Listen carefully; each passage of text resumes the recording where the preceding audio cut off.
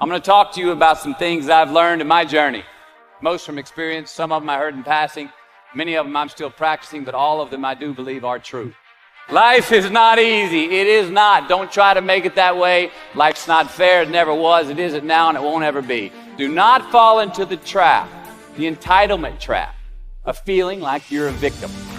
You are not. Get over it. Get on it. So the question that we've got to ask ourselves is what success is to us. What success is to you. Is it more money? That's fine. I got nothing against money. Maybe it's a healthy family. Maybe it's a happy marriage. Maybe it's to help others, to be famous, to be spiritually sound, to leave the world a little bit better place than you found it. Continue to ask yourself that question. Now your answer may change over time, and that's fine. But do yourself this favor. Whatever your answer is, don't choose anything that will jeopardize your soul. Prioritize who you are, who you want to be, and don't spend time with anything that antagonizes your character. Be brave, take the hill, but first answer that question, what's my hill? So first, we have to define success for ourselves. And then we have to put in the work to maintain it. Take that daily tally. Tend our garden. Keep the things that are important to us in good shape. Where you are not is as important as where you are. It is just as important where we are not as it is where we are. Look, the first step that leads to our identity life is usually not, I know who I am. I know who I am. That's not the first step. The first step's usually, I know who I am not.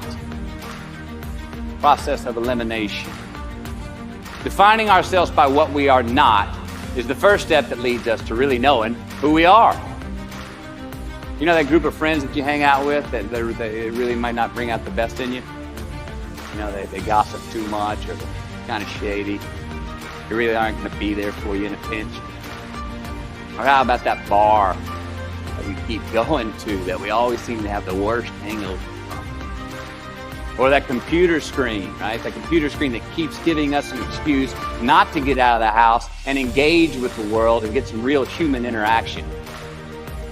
Or how about that food that we keep eating? Stuff that tastes so good going down, it makes us feel like crap the next week. We feel lethargic and we keep putting on weight. Well, those people, those places, those things, stop giving them your time and energy.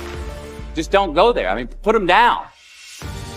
And when you do this, when you do put them down, when you quit going there, when you quit giving them your time, you inadvertently find yourself spending more time and in more places that are healthy for you, that bring you more joy. Why? Because you just eliminated the who's, the where's, the what's, and the when's that were keeping you from your identity. Look, trust me, too many options, I promise you, too many options will make a tyrant of us all. All right, so get rid of the excess, the wasted time. Decrease your options. If you do this, you will have accidentally, almost innocent, put in front of you what is important to you by process of elimination. Knowing who we are is hard. It's hard. Give yourself a break.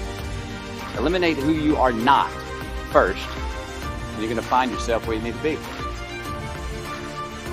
Instead of creating outcomes that take from us, let's create more outcomes that pay us back, fill us up, keep your fire lit, turn you on for the most amount of time in your future. We try our best, we don't always do our best. Well, architecture is a verb as well. And since we are the architects of our own lives, let's study the habits, the practices, the routines that we have that lead to and feed our success, our joy, our honest pain, our laughter, our earned tears. Let's dissect that and give thanks for those things. And when we do that, guess what happens? We get better at them. And we have more to dissect. Be discerning. Choose it because you want it. Do it because you want to. We're going to make mistakes. You got to own them. Then you got to make amends. And then you got to move on. Guilt and regret kills many a man before their time. So turn the page, get off the ride. You are the author of the book of your life.